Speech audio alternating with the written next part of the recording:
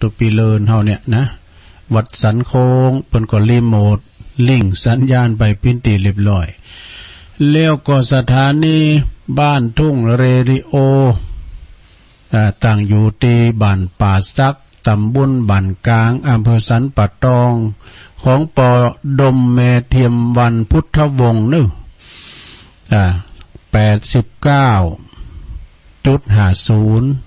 บ้านทุ่งเรดิโอเปิ้นถวายเวลาตั้งแต่ 3 โมงถึง 4 โมง1 ชั่วโมงพอดีว่าอันก็ไก่ที่จะออกไก่ที่จะถึง 4 โมงเฮาต้องขอบคุณแล้วก็ลาคืนประดมไว้ก่อนเนาะแล้วก็สถานี106.25 มนต์เสียงธรรมจากแม่แจ่มเด้อมนต์เสียงธรรมจากแม่แจ่มก็ได้รับความเมตตาในพระเดชพระคุณหลวงพ่อพระครูมงคลวิสิทธิ์หลวงพ่อเจ้าคณะอำเ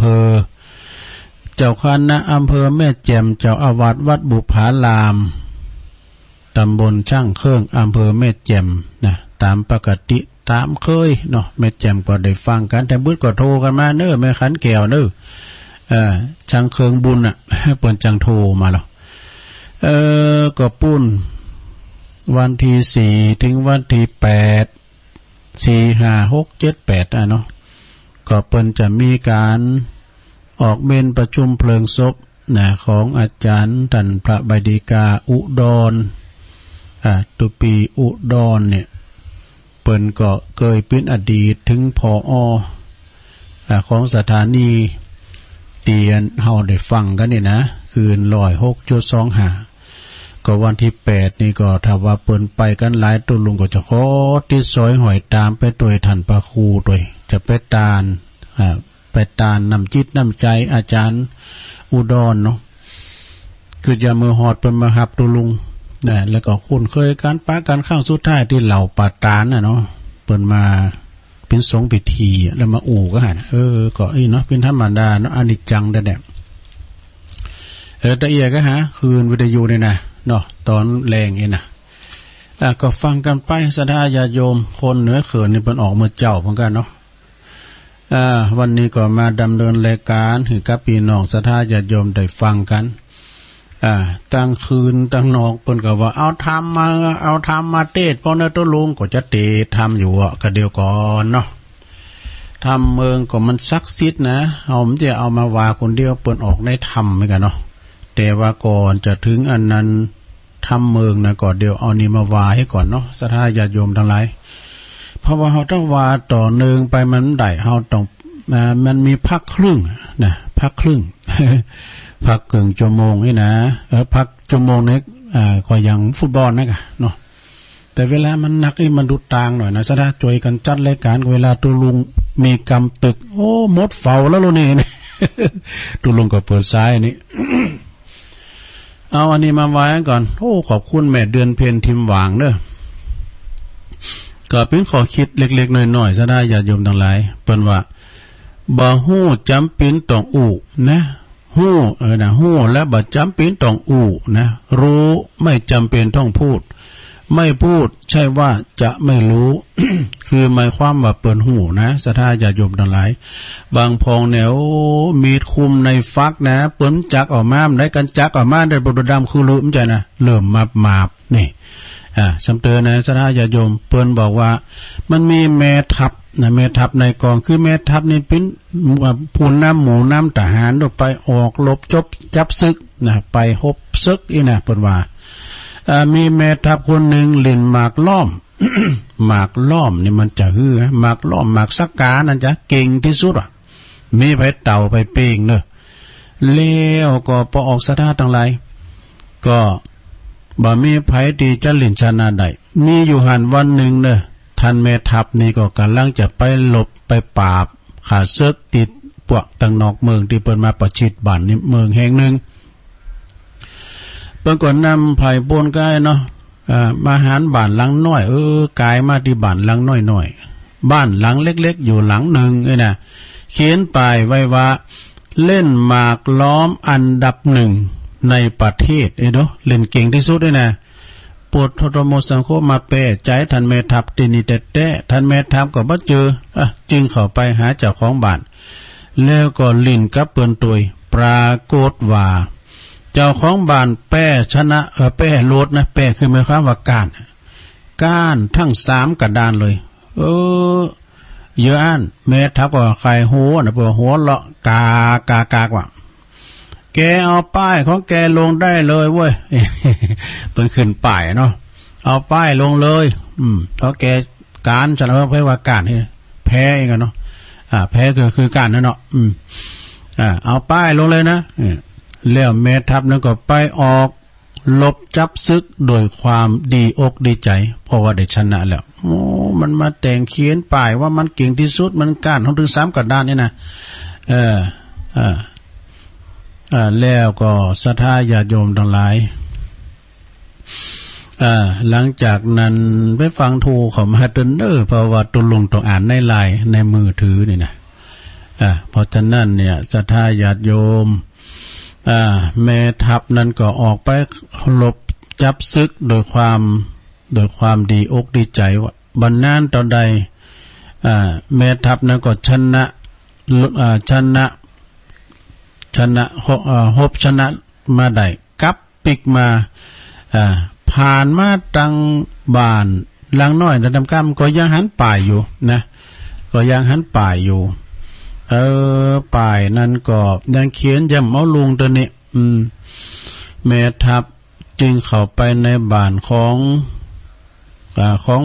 คุณติว่าเก่งนั่นน่ะย้ำเอาป่ายลุงดำเดียวเจ้าของบ้านก็เลยขอเจิญก็เอามาเอาให้สักตังนะถ้าโดนนะท่านโดนอีกให้มันรอบนึงนะเอามาตั้งใจกันทำไมลองมาโดนกันให้มันสักรอบแล้วให้นะปรากฏว่าข้างนี้แม่ทัพก้านถึง3กระดานเลย ไม่ยันโอ้แม่ทัพก็ประหลาดใจมากๆเนอะถามเจ้าของบ้านเพราะเป็นจะยังเป็นอย่างยังเป็นอย่างเจ้าของบ้านก็เลยตอบว่าครั้งก่อนนั้นครั้งก่อนนั้นท่านมีภารกิจที่จะต้องออกลบขาน้อยขาบาไทยขาน้อยก็จึงบาดท่าเมื่อท่านได้เสียกำลังใจแน่เพิ่งก็รู้บางเมื่อท่านได้เสียกำลังจิตกำลังใจท่านมดบางเมื่อท่านมดขวัญและกำลังใจท่านมดขวัญกำลังใจบ่ได้แต่ครั้งนี้ท่านชนะซึกปิกมาแล้วขาน้อยก็ตึงใบย่อมออมมือแล้วเนอะแน่อีโดนะขาบาไทยใบย่อมเอามือแล้วขาบาไทยเอาติ้มตีเนี่ยเปิ้นว่าซะได้อย่างคุณที่เก่งจริงๆในโลกนั่นก็คือชนะได้แต่บัดจำเป็นต้องชนะใจบัดจำเป็นต้องชนะมีใจกว้างขวางก็พอการใช้ชีวิตก็เหมือนกันนะการใช้ชีวิตก็เหมือนกันนะฮู้บัดจำเป็นต้องอู้แล้วก็บ่บ่จำเป็นต้องหูมันหูในใจนะสดาเนาะตอนก็คุณใจแคบนะถ้าว่าเฮาอยู่ตอนคุณใจแคบเฮาต้องเป็นคุณใจกว้างนี่คุณที่มันใจแคบนะมันอยู่ด้วยเฮาต้องใจกว้างเฮามันนี่แล้วก็ถ้าทำใจกว้างบ้านใดก็ต้องแก่งโง่เอาให้ว่าแล้วทำกรรมหนึ่งเนอะอันนี้เรื่องของทะเลก็มีชีวิตนะทะเลนี่มันเป็นจะทะเลนี่ก็เหมือนกับคูนเฮาเหมือนกันเนอะสดาเด้อเหมือนกับผุนนำอยู่ผุนหนึ่งเหมือนกันนะทะเลนี่นะเปิ้นว่าจะไปประมาททะเลนะคืบกอดทะเลกว้างกอดทะเลคืบกอดทะเลสอกกอดทะเลเพราะว่ามันมีคืนนะสดามีละอ่อนคนหนึ่งเด็กน้อยคนหนึ่งเปิ้นก็มาลินอยู่ที่ทะเลนะมันหลีดอยู่ที่หิมฝั่งทะเลพอดีก็มันเอาแคบนะแคบมันเปิ่นหูเหลืองกับแคบรองเท้าเนาะเอารองเท้าเนี่ยแล้วพอดีก็ทะเลเนี่ยมันมีคืนนะมันก็ตีฝั่งเข้ามามันก็เอาอันแคบเอารองเท้าละอ่อนนั้นหายไปกับทะเลละอ่อนเด็กน้อยคนนี้ก็เลยเขียนที่ทรายหาดนะที่ทรายหาดมันเป็นทรายงามดอกมันก็เขียนว่าทะเลคือขโมยว่าหาว่าขโมยทะเลเนี่ยลักเอารองเท้าน้องไปแล้วทะเลก็คือขโมย และอีกชายฝั่งหนึ่ง อีกชายฝั่งหนึ่งของทะเลก็มีเจ้าประมงเนี่ยเจ้าประมงในคุณหาป่าโลเป็นพ่านป่าโลเนาะไปหาป่าได้มาเป็นจำนวนหนักเจ้าประมงก็เลยเขียนติดชายหาดนั้นว่าทะเลคือผู้ให้แน่มันนี่รู้นะซะนะมันก็คล้ายๆกับโลกธรรม8เหมือนกันนะแล้วก็ชายหนุ่มคนหนึ่งจุ่มทะเลจุ่มทะเลตายแม่ของเขาก็เลยเขียนตีชายหาดนั้นว่าทะเลคือฆาตกรนี่นี่แล้วก็ชายชราคนหนึ่งเดินหลังค่อมนะคือหลังกล่องเตียวซากไม่เต่ามาเตียวเข้ามาซักไม่เต่าเข้ามาไปป้าไข่มุกอันลำกานะไข่มุกอันลำกาจึงเขียนติดชายทะเลนั้นว่าทะเลคือผู้เมตตาแน่เมตตาโดเพราะว่ามันได้ของไปเนาะทันใดนั่นเองคืนนี่นะมันก็สัตว์เอายังชายฝั่งลบการเขียนทั้งหมด พร้อมกับกล่าวเบาๆว่าอย่าไปสนใจกับคำตัดสินของผู้อื่นหากเจ้ายังคิดจะปีนทะเลนี่นะสทายโยมปีนเนี่ยก็ปีนทะเลก็คือเอาเปรียบเทียบเหมือนคุ้นเห่าปีนผู้นำเนี่ยสทาเนาะอย่างปอหลงก็ดีปอแควนปอกำนั่นปีนตุหลงอย่างก็ตามแต่คุ้นตึงบานแต่เหมือนใจคุณเดียวมันเป็นมีเยี่ยมแล้วเนาะมันคุณหัวใจเอาหอยทีเดียวกันแต่จะไปเกิดว่ามันจะโตยหอมบนมังกรนี่มีแต่กันเนาะมังกรนี่เอาตัวหลงวานะเอาคูบาวาด้วยนะจะกินจัดต้านอย่าได้จะเกิดจะสั่งเนี่ยมันจะมีใครเถียงกันหรอกเอาคูบาวาแต่เดี๋ยวนี้มันคุณเฮามันจบสูงอย่าปิ้นด็อกเตอร์ก็มีจบปริญญาจบเนี่ยตัวลงจบเนี่ยมาเนี่ยตัวลุงจบป .4 นะไปแตนหัวบ่เนาะจบป .4 ไม่มีเส้น 100% ราษฎรเต็มขั้นเนี่ยปิ้นหุ่นเสิร์ชเพิ่นนะว่าตัวลุงเป็นสุมาน่ะไม่ใช่ว่าอันครูบาอาจารย์นะแล้วก็อย่าไปวิตกกับสิ่งที่ผ่านมานะความพ่ายแพ้หรือว่าความผิดหวังความสุขหรือว่าความตุกข์เพราะหากชีวิตมนุษย์นี่นะจะเรียบง่ายคงจะเริ่มต้นโดยการร้องไห้เมื่อแลเกิดเฮาไห้เมื่อไงหมดโตเฮาเกิดมานะไผมันไห้เม็ดมันขยายปอดโตคุณเฮาที่เกิดมานี่นะตัวลุงตอนนั้นตัวลุงก็โฮมมันไห้มันถ้าไห้เหมือนกันนะเนาะก็คุณเหมือนกันนี่ เกิดมาดึงไห้หมดคนที่เกิดมาเนี่ยพร้อมกับเสียงที่ร้องไห้ของตนเองแต่ตายไปแล้วนะตายไปแล้วก็คนอื่นมาร้องไห้ผู้อื่นมาร้องไห้ในช่วงระยะเวลาเนี่ยเปิ้นว่านะคุณเฮาเกิดมาพร้อมกับเสียงร้องไห้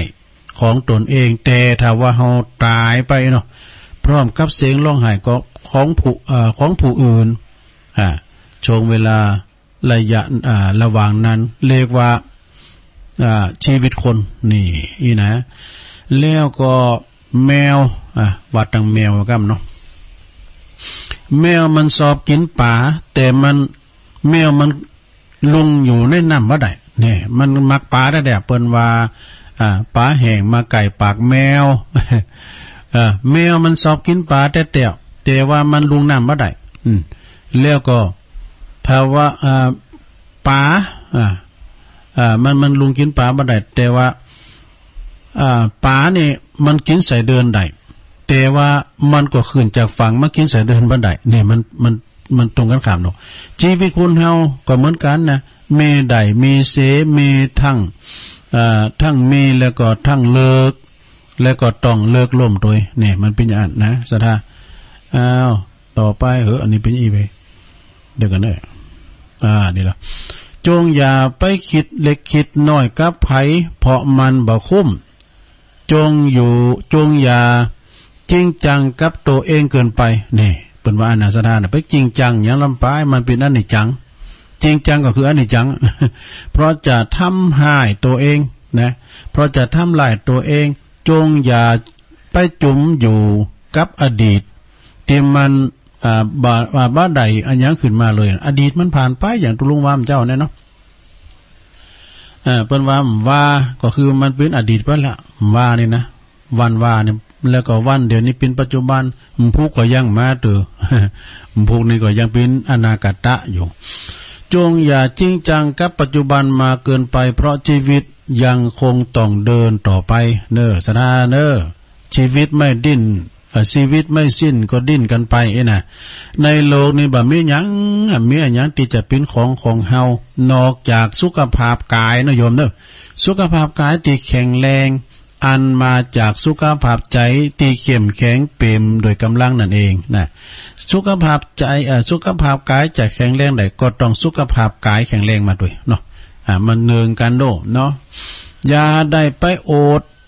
นะอย่าได้โอดเรื่องเงินเรื่องทองตายไปแล้วก็กลายเป็นเศษกระดาษไปหมดอ่ะเนี่ยเข้าใจมันได้นี่เนาะอย่าได้ไปโอดหน้าที่การงานเมื่อเฮาลาออกหรือว่าเฮาเกษียณแล้วก็จะมีคนอื่นมาแทนเฮานะคนอื่นก็จะมาแทนเฮาแล้วจะทำงานดีกว่าเฮาอยู่ก็ได้ เนาะไปแน่จะได้แล้วอย่าโอดเรื่องบ้านเรื่องรถนะถ้าตายไปแล้วก็เอาไปตัวมันได้จะต้องตกเป็นของทายาทคือเป็นของลูกของหลานเกี่ยวมาลูนเนี่ยกะเนาะ ไปหมดใจไปนะไปโทรมาเตือนโยมเด้อแล้วก็คุณโอดเรืองนะคุณโอดเรืองสุขภาพแข็งแรงจะดีกว่านะคุณควรโอดสุขภาพแข็งแรงควรจะดีกว่านะคุณอื่นสมมติว่าคุณอื่นตายไปแล้วคุณก็ยังนอนหลิ่นที่ริมทะเลได้อยู่นั่งจิบน้ำชากาแฟพอลูกพอล้านอย่างมีความสุขแล้วก็เข้าใจในชีวิตนี่อีน่าสดาญาติโยมเนาะแล้วมาตองพอดำก้ำหนึ่งสดาญาติโยมทั้งหลาย เฮาเอากำ10เนาะเอากำ10ปีแรก10ปีที่2 10ปีที่3 10ปีที่4ถึง7ข้างเห็นน่ะโอเคเนาะไปเขียนไว้นะค่อยๆตั้งใจนะลองฟังพอเด้อสดาเฮาจะปะวาดเฮาจะพบแต่ความสุขที่ใดที่เกิดมาจากบุญโลกนี้เปิ้นว่าแฮปปี้ว่า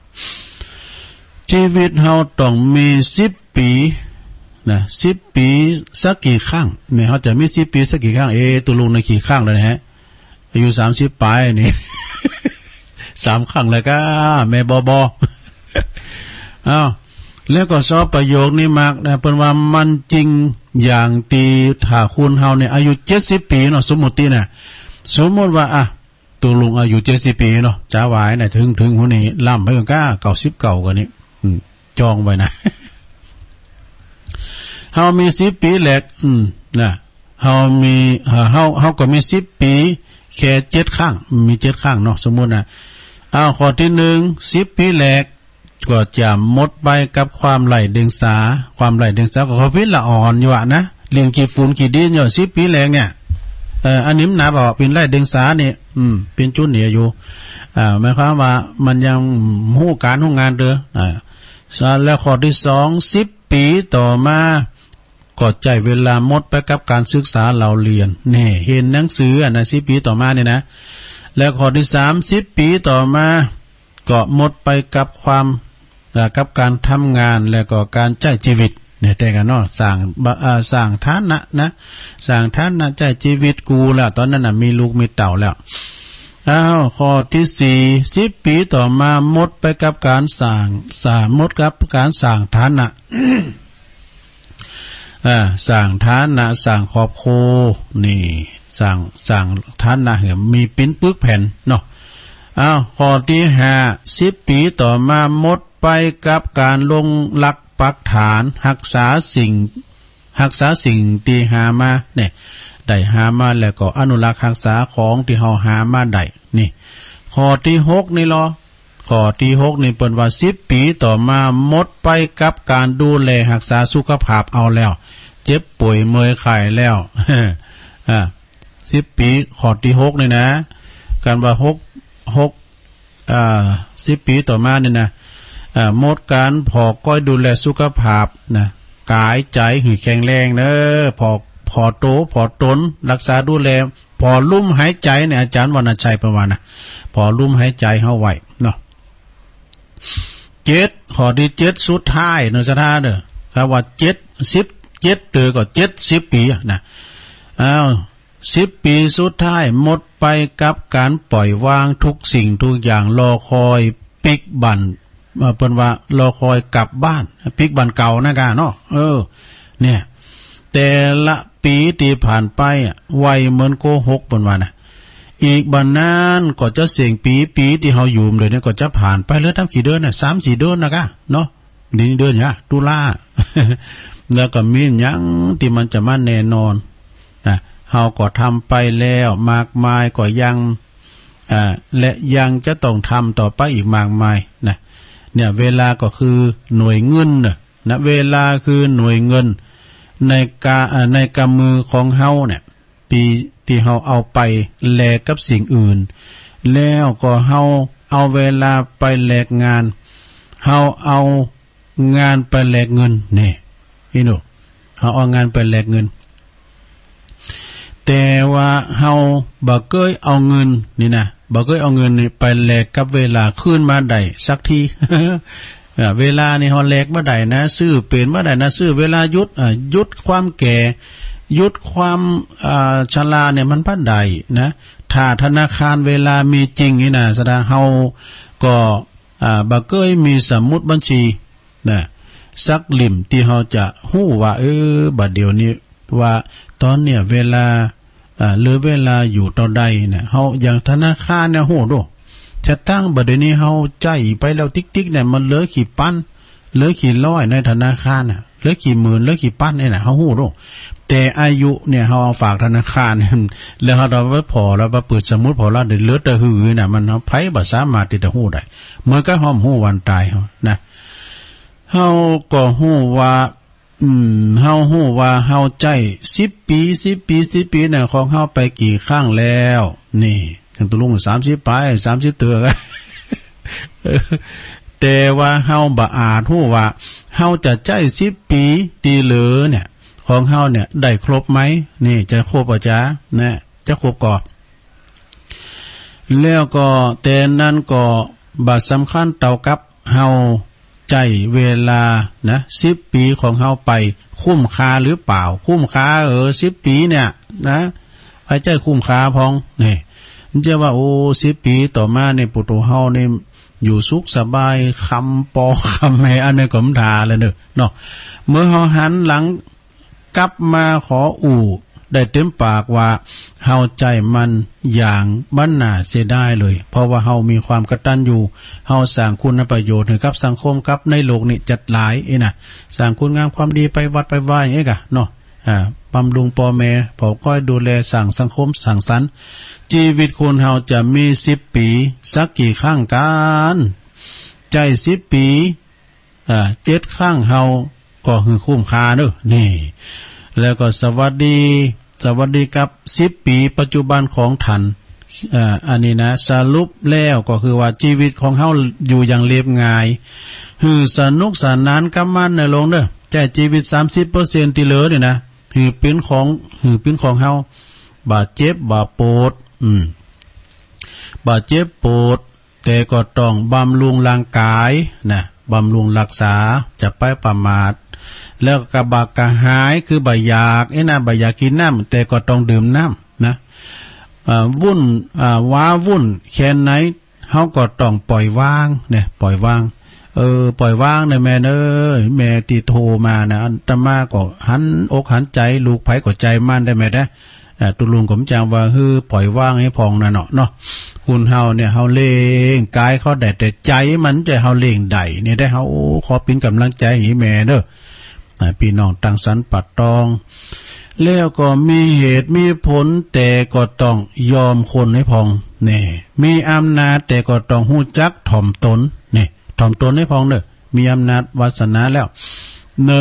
บ้านแต่ก็ต้องพักผ่อนให้พองนะถ้าเฮาในแข็งแรงนะก็ต้องพักผ่อนให้พองเนี่ยอย่างวันนี้พักผ่อนได้แต่โอ้ยแบกหมอนบรรยากาศเป็นใจได้เด้อมันยังมาบดมืดแต่ถ้าเหมือนคุณจะเป็นไข่เป็นเมยนะอีน่ะได้หันตะวันได้เลย ก็มันยาวานอากาศเนี่ยอากาศยี่แล้วก็บาลอยนะบาลอยแต่ก็ต้องฮู้จักปอเปงนี่ปอเปงอยู่อย่างพอเพียงแล้วก็ธุระยุ่งแค่ไหนก็จะต้องฮู้จักพักผ่อนโดยนี่ เนี่ยสดาอย่าโยมต้องพักผ่อนนะพ่อนะมันเตือนตนชีวิตนี่สักหนักจัดสั่นหนักอีนะชีวิตเฮานี่เป็นของน้อยนะเปิ้นว่ามันของน้อยสดา10ปี20ปีในคำเดียวละนะเนี่ยเปิ้นว่าอยากกินหยังก็กินเด้ใครอยากหยังกินก็กินโอ้ยวันนั้นน่ะแม่จ๋าเอ้ยไปหันแม่จันสูงไล่มาเนี่ยไปกินลาบเลยลูกเอ้ยก็ไปสืบชะตาวันนั้นนะปุถุเปิ้นนั่นแหละแดงปึกเหลืองเนาะจ้าหน่อยปุถุคุมลิ้วกินถึงนานถึงเนี่ย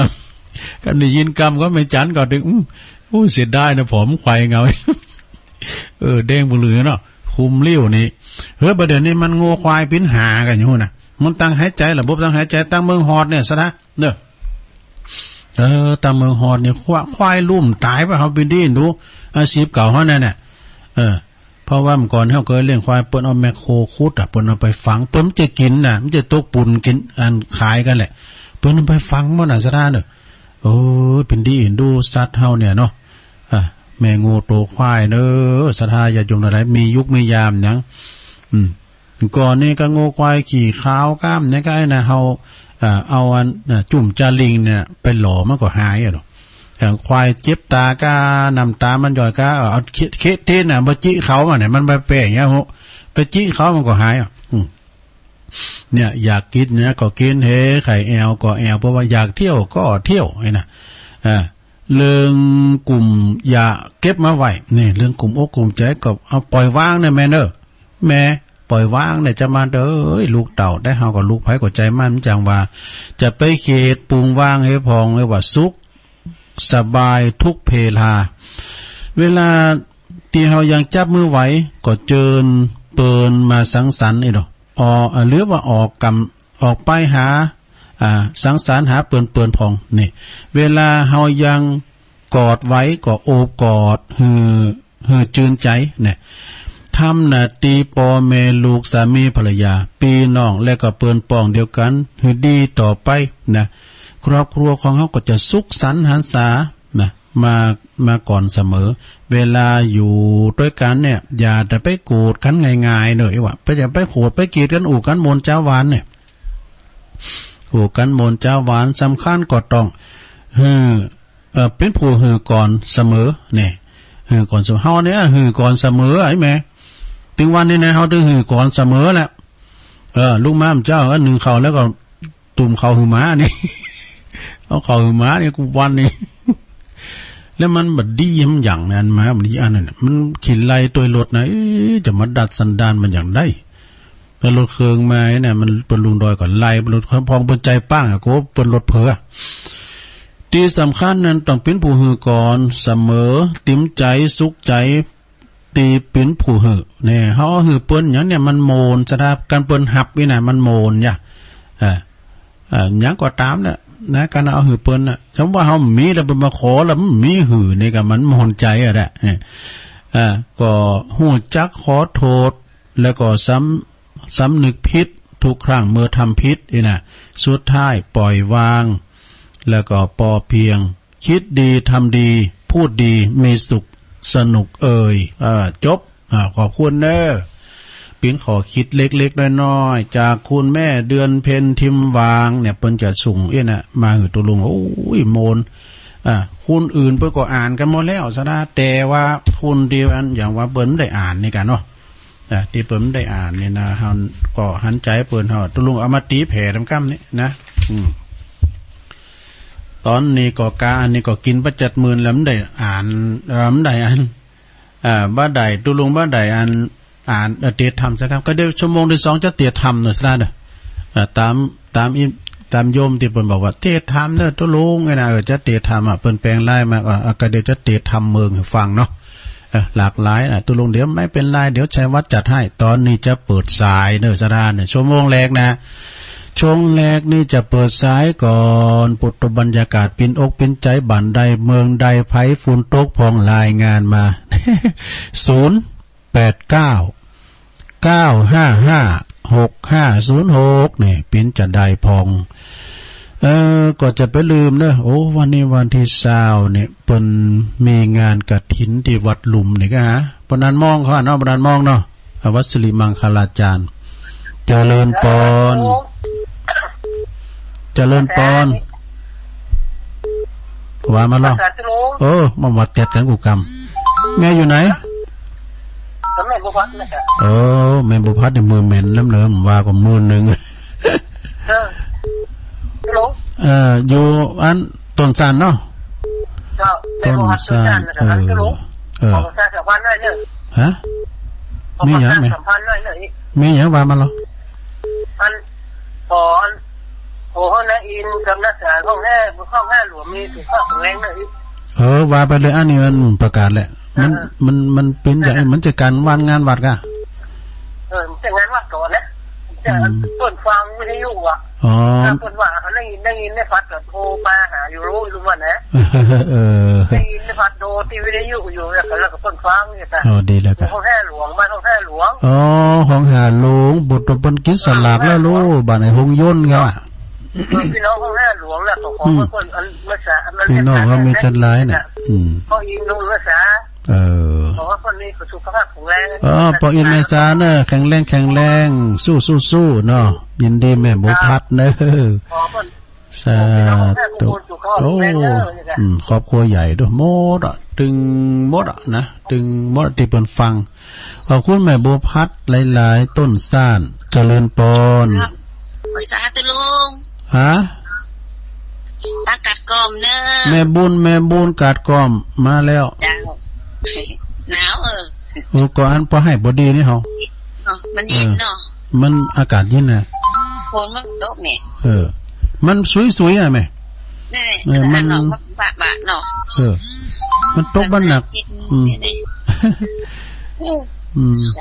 แล้วก่อนการจัดการนี่เปิงได้ไกลอ่ะได้กะมันก็ว่าแต่ตกกับตกนากระตกมากกับมองแผ่นดินลายเนี่ยเจ้าแม่บุญฟังเจ้าแล้วเนาะฟังเจ้าแล้วโอ้ขอบคุณแม่บุญหลายๆเด้อสาเป็นกูเป็นเกมกันไปสดาญาโยมตันหลายปีนกันเองก็เดี๋ยวกำเดียวจะเตะทำหือฟังเด้อศรัทธาญาโยมเจริญปอนอย่างภาพอะไรอย่างไรฮะตีแล้วเหรอตีแล้วเป็นนันปึ้งอ่ะโอ้เป็นนันปึ้งมาแล้วเราได้โหแต่ว่ากันโหบัดตอนจะกลับอ่ะดีกะเป็นนั้นโหโตนักกับตัวลุงเราอัดบุญเพิ่มมันบัดโต๊ะหนักนะเป็นนั้นมันตอนนี้มันก็ชุยแล้วก็ย่างชุยแล้วก็ย่างฝุ่นนี่ฝุ่นขี้ข้านถ้ามันเพิ่นชี้อย่างตะไคร่ตะเมยอ่ะนะอันนี้เพิ่นเขาฝุ่นขี้เน่าดิเป็นบรรยากาศเป็นใจด้อยได้น่าแง้นอ่ะได้เพิ่นเขาฝุ่นขี้เน่าดิมันตกพวกจุกหังเนี่ยแม่น่ะจะไปเท่าใดกับพวกจุกไก่เนี่ยแต่กันเต้นทำอย่างก่อนเตี้ยทำกระตันยูของโนแขกเต่าไว้นะก่อนลองเอามาเก็บมาพอนะเนาะความกระตันยูอ่ะเนาะสนองสะท้าเนี่ยเป็นคอฟังมาก็ฟังเป็นคอฟังมาก็เตะไปอ่ะกะเนาะในวันนี้ก็มาเต้นไปได้หมอที่ตุลุงก็มาเอาที่มาได้ยินมาพ่องกะนั่นก็อันเก่าได้อันใดก็อันเก่านะเนาะทำตัวอุ้ยหลวงพ่อบุญปันลูกแขกเจ้านี่ก็ได้ยินพ่องกันได้ยินคนอื่นได้ยินก็ไม่แต่คนอื่นได้ยินก็ไม่อ่ะกะสารสูนกันไปพอเนาะแต่ก็ฟังอยู่มันเป็นยักษ์แต่เอาพอน้อยบุญปันก่อนอันนี้มันต้องเอาหือพระอาจารย์เอาหลักหมดเลยที่เป็นเป็นอย่างตุลุงนี่มันอ่านกำเดียวจบผูกเดียวจบม้วนเดียวจบอย่างอุทลาก็อย่างนี้นะกับผ้าบทตองก็ต้องพระอาจารย์เอาหลัก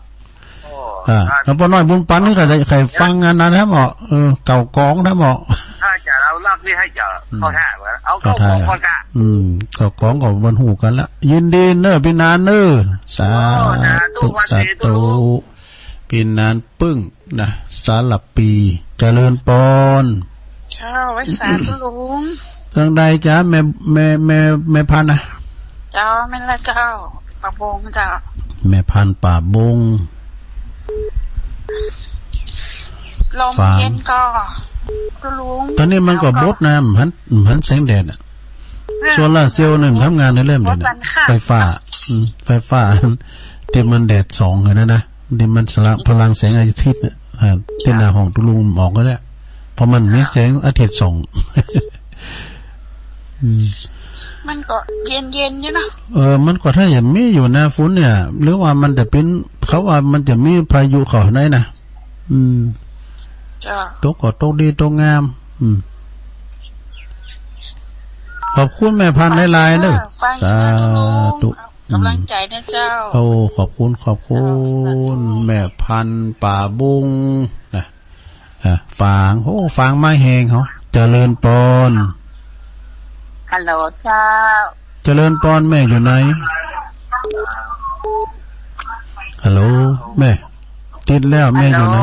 ติดแล้วเหรอแม่อยู่ไหนก็แม่ทองใบเจ้าฟังโอ้แม่ทองใบโบกเป็ดเจ้าแม่ทองใบบ้านโบกเป็ดสันกำแพงเนาะโอ้สายนี่ตีแล้วรุด แม่ทองใบเข้ามาใหม่เด้อเจริญปอนกลับมาสาตุลุงปนหน่อยบุญปันผมหนาวก็ตุลุงหนาวก็พอให้พอดีเนี่ยพอมันก็พอดีก็ฝนมีฝนกับฝนแต้มนี่มันมืดได้แต่มันอ่อยก็สวยแล้วหนาวแน่เลยวันเนี้ยพี่นั้นปึ้งว่าเป็นฝนขี้เหล่าใช่ป่ะโอ้แค่ท่านหนุ่มนี่เล่นผมว่าแล้ววันที่ใส่ท่านหนุ่มนี่ท่านเท้าก็บอกใครเอาแล้วม้อเลยโดไหวละเท้าอายุแก่แล้วบอกไหวละแต่กะมาไอ้โอ้ตัวลุงมาแทนพระครูเนาะวันนี้เนาะก็เปิ้นเกมงานป่ะน่ะเปิ้นคุมการก่อสร้างตีตัวลวดก็เถียวพระเสาอ่ะตัวลุงก็โกเป็นกายเสียงนะกะจะมันจะโดนแก้ไปเที่ยวครับมันก็จะมีอยู่ลองฟังหันตัวลุงฟังกู้คนกู้โดนกู้องเลยแล้วก็ฟังกันไปนะกำลังใจตัวลุงป่วยครับอาจารย์มโนครเสาหินเนอปอหน่อยฝางขอบคุณปอหน่อยนักๆเนอเจริญปอนติดแล้วบางพองบอกว่าตุลุงย่ำประกาศข่าวสารงานบุญตุลุงประกาศเมื่อเจ้าพุ่นเนอะเมื่อเจ้าวันพัดเลยพัดศุกร์เสาร์ประกาศ3 วันนะข่าวสารงานบุญเผื่อถึงปุ่นนี่ก็งานปุ่นแล้วประจันรายงานรายวัดนะเนาะไว้สาเจ้าเจริญพรแม่อยู่ไหนแม่ฮัลโหลแม่ไว้สาเจ้าติดแล้วอันนี้แม่หยังก็ไม่ทองใบเจ้าแม่ทองใบเจ้าน่ะเนาะมันรุดไปแม่ทองใบอยู่บกเป็ดนอนในห้องเนี่ยอยู่บกเป็ดเนาะตาตาแล้วอยู่บกเป็ดนะแม่เนาะเจ้าหลอกตามาแล้วโกวันละฮะไปหลอกตามาแล้วดีแล้วอยู่ดีมีสุขอ่ะเจ้าฟังอยู่เดี๋ยวจะฟังเป็นนั่นฟังคำเนาะก็เดี๋ยวก็ฟังทำไหมกันเราทำเจ้าขอบคุณแม่ทองใบหลายๆเลย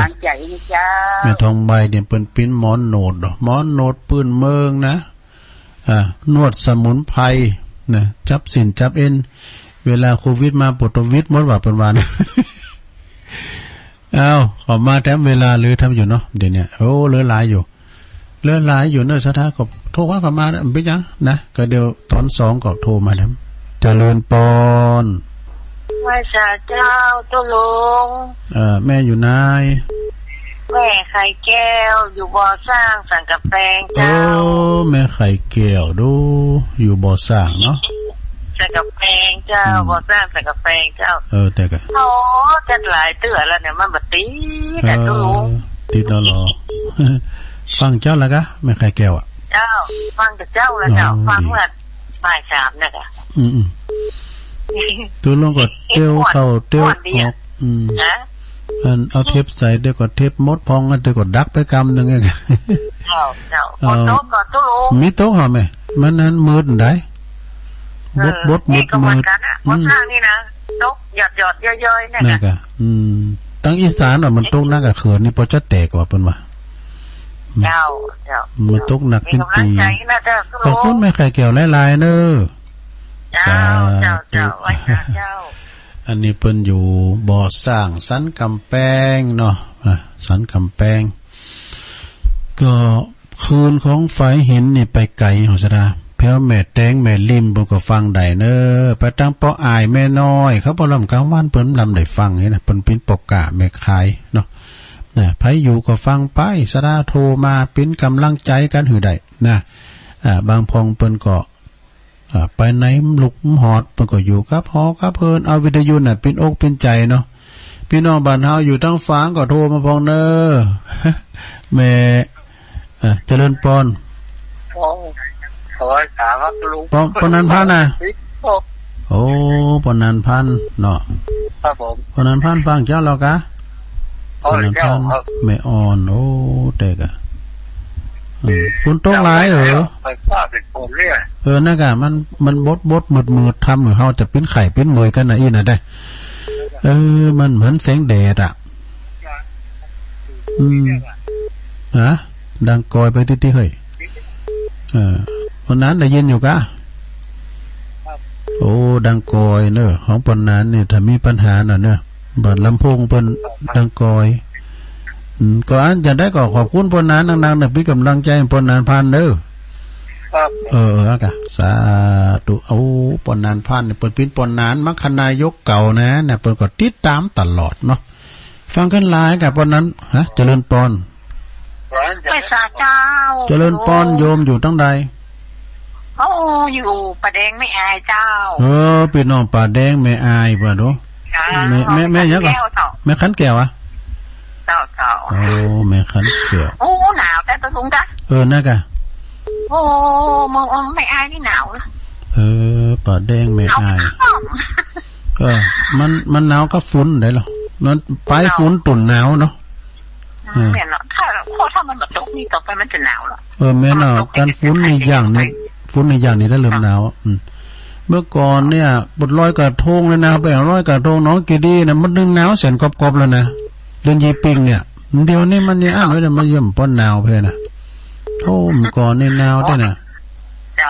แต่ก่อนแล้วอันเดือนยีปิงยังทำฝนเลยเนาะนั่นกะ2-3-4 ก่อนเจ้าไปกลัวไฮเบอร์นี่ฮะตัวหลวงพลทั้งฟันทุกรายการนั่นกับฟังแต่มันสถานีเฮานี่มันจะมีกระทำน่ะหรอของวัดไฟหินเฮานี่นะโทรไปได้ดีนะกับมันโทรได้เจ้าโทรแต่ว่าเมื่อใดกูไปเทศไทยแต่ว่าโทรเจ้าผมได้โทรมันแรงเนี่ยเดี๋ยวชั่วโมงที่2-3ห่างเด้อก็เดี๋ยวก็โทรมาแถมรอบนึงก็ได้ยินดีหลายๆเด้อโอ้สาธุโอ้ยพี่น้องตั้งฟังไม่อายมาเฮงเนี่ยหลายสายแล้วรู้แม่ขันแก้วเขาเจริญปอนนมัสการเจ้าหลังการแม่สาวอันนี้นี่เป็นประจำเหมาะแม่จันสมเลยนะกิตติมาซักไอ้ขันแก้วไอ้ขันแก้วลายหน้าหนาวแม่สาวเต้หนาวจะเนอะน่ากะนี่หูจักกันอื่นมาเดิมไปยังแหละอื่นไปจะดีเหรอเจ้าน่ากะเกยกันดีเนาะโอ้ถ้าวันนี้นักบุญวันตีตัวนั้นที่วันทอดกันทีนั้นถั่วแต่ไหนครับว่าวันก็มาตกเนาะวันนั้นนี่ยังแขวนกันมันตกเนาะพอวันจันทร์มาวันเช้าเริ่มแล้วนี้ตกถั่วหมดแต่วันคืนมาตกหมดถั่วหมดแล้วก็เย็นนั่นเนอะแม่นลอยกระทงปีนี้รับรองว่าได้ใส่เสื้อกันหนาวแน่ๆเลยถึงว่านั้นมันก็ย่างแล้วกะมันได้มื้ออยู่ดูเห็นเป็นหิม10 วันบนเนี่ยเนาะย่างมันเดือนนี้เพลงแล้วลูก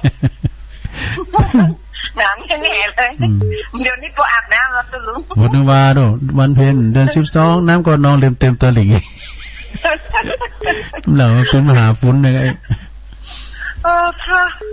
อันน้องฝังนี่มันหนาวเหลือน้อยๆนะแม่นตำปูนนี่หนาวแต่กะตำปูนนี่หนาวแต่เจอกะให้กำลังใจเนอะตัวลุงจะทำความทำนะแต่สาธุโอ้เป็นว่าเปิ้นก็ใครฟังธรรมเหมือนกันน่ะก็เดี๋ยวจะเตะธรรมแต่ชั่วโมงที่2ถ้าฟังเด้อเดี๋ยววันนั้นพุ่มเด้อวันนั้นพุ่มก็ได้มารัตนธรรมกรรมเจริญปอนกราบนมัสการครับผมอาจารย์นิพนธ์มาแล้วสิพอดีเสร็จงานกับสุงกตินแล้วครับพักผ่อนเต็มที่แล้วพอดีครับแต่ฟังก่อนสัก5 บทนะครับวันนี้เนาะก่อนนี้ชื่อว่าอย่าซีเรียส การฟังธรรมน้อมนำใจใฝ่กำหนด